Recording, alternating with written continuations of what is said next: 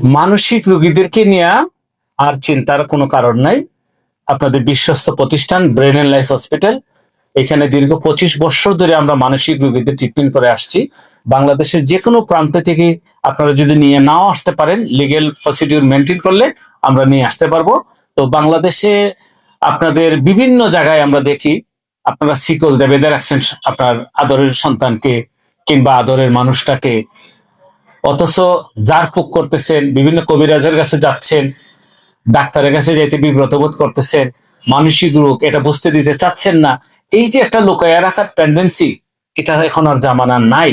ডায়াবেটিসের মতন মানসিক রোগ কিন্তু এরকম যে কন্ট্রোল রাখা সম্ভব।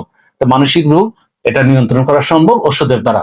আপনারা বিশেষজ্ঞ চিকিৎসকের পরামর্শ গ্রহণযোগ্য। বিশেষজ্ঞ চিকিৎসকের কাছে আপনারা যান, যে তাদেরকে দেখান, অ্যাসেসমেন্ট করেন। যদি আউটডোর ট্রিটমেন্টে হয়ে যায় হইলো, না হলে তাদেরকে কাউন্সিলিং করান। কাউন্সিলিং এ যদি না হয় তাহলে তাদেরকে কয়েকদিন হাসপাতালে ভর্তি রাখেন। অনেক গার্জিয়ানের আমরা শুনি যে সন্তান বা আপনার প্রিয়জন সে ওষুধ খেতে চায় না। এই যে ওষুধ না খাওয়ার যে ওষুধের একটা ভীতি আছে, ওষুধ খাইলে মনে করে তার শরীর দুর্বল হয়ে গেছে, ওষুধ খাইলে মনে করে যে সে নিস্তেজ হয়ে যাচ্ছে, ওষুধ খাইলে ঘুম ঘুম ভাব আসে, ওষুধ খাইলে মনে হয় যে জড়তা আসে, ওষুধ খাইলে চোখে ঝাপসা দেখে। প্রত্যেকটা জিনিসের পার্শ্ব প্রতিক্রিয়া আছে, আপনার কথা মাথায় রাখবেন। তবে হাসপাতালের ডোজ আর বাসার ডোজ সেম হবে না। একজন রোগীকে প্রথম অবস্থায় ওষুধটা সেটেল করতে গেলে একটু সময়ের প্রয়োজন। এই জন্য আমরা বলি যে 1 থেকে 2 সপ্তাহ আপনারা হসপিটালে ভর্তি রাখেন, আপনার প্রিয়জন সুস্থ হয়ে যাবে। ভালো থাকেন, সুস্থ থাকেন, ব্রেইন এন্ড লাইফ হসপিটালের সাথে থাকেন।